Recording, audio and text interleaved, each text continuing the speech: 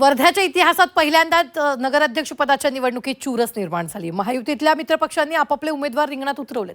त्यांना काँग्रेसनेही तुल्यबळ उमेदवार दिलाय। या सगळ्यात नेत्यांची प्रतिष्ठा पणाला लागली आहे। पाहूया।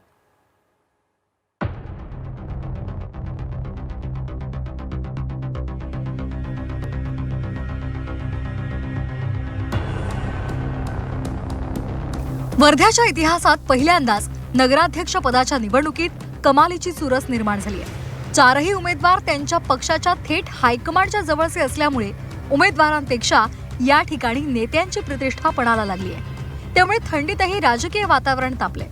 इथं महायुतीमध्ये फूट पडली आहे। भाजपा आणि शिंदेंची शिवसेना आणि अजित पवार यांची राष्ट्रवादी यांनी आपापले उमेदवार रिंगणामध्ये उतरवले।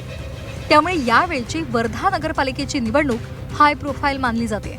दांडगा जनसंपर्क असणारे काँग्रेसचे उमेदवार सुधीर पांगुळ यांची उमेदवारी प्रदेशाध्यक्ष हर्षवर्धन सपकाळ यांनी जाहीर केली आणि सर्वांनाच धक्का दिला।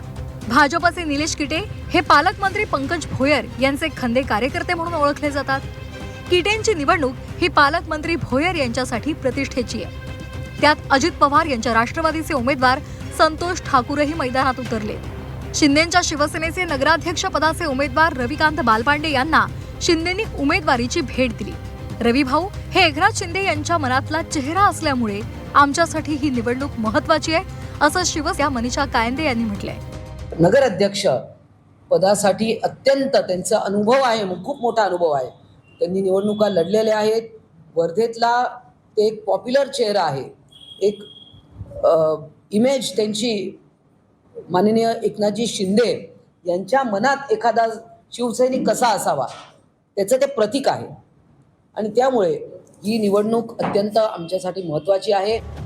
गेल्या 2 निवडणुकीचा अनुभव असल्यामुळे मी विकासासाठी कटिबद्ध आहे, असे काँग्रेसचे उमेदवार सुधीर पांगुळ यांनी म्हटलंय। माझी उमेदवारी म्हणजे जनतेची उमेदवारी आहे, जनसामान्याची उमेदवारी आहे। मला इथल्या वर्धेकर लोकांना न्याय द्यायचा आहे। मी तळागाळापर्यंत काम करतो आहे। इथला जनसामान्य कष्टकरी कामकरी लोकांसोबत मी काम करतो आहे, म्हणून माझी योग्य निवड आहे। जनतेने मला विश्वास दिला, जनतेचा मी एक उमेदवार म्हणून काम करेल, कारण माझा पक्ष काँग्रेस पक्ष आहे।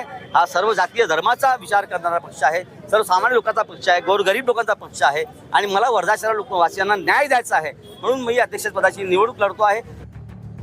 मोदी सरकारच्या काळात मोठा विकास झाला, यापुढे शहराचा कायापालट करायचा आहे, त्यासाठी रिंगणामध्ये उतरलोय, असं भाजपचे उमेदवार निलेश किटे यांनी म्हटलंय। 2014 पासून ते आजपर्यंत मोदीजींच्या नेतृत्वामध्ये जो विकास झालेला आहे तो दिल्लीपासून गल्लीपर्यंत आणि ग्रामीण भागापासून तर शहरी भागापर्यंत या विकासावर जनता आजही आम्हाला सहकार्य करीत आहे। जनाधार आमचा कायम आहे। वर्ध्यात नगराध्यक्ष पदाच्या निवडणुकीत उमेदवारांपेक्षा मोठ्या नेत्यांची प्रतिष्ठा पणाला लागल्यामुळे चुरस वाढली आहे। पण सरते शेवटी मतदारांचा कौल कुणाला मिळतो यावरच सगळं अवलंबून आहे। मिलिंद आंडे, झी 24 तास, वर्धा।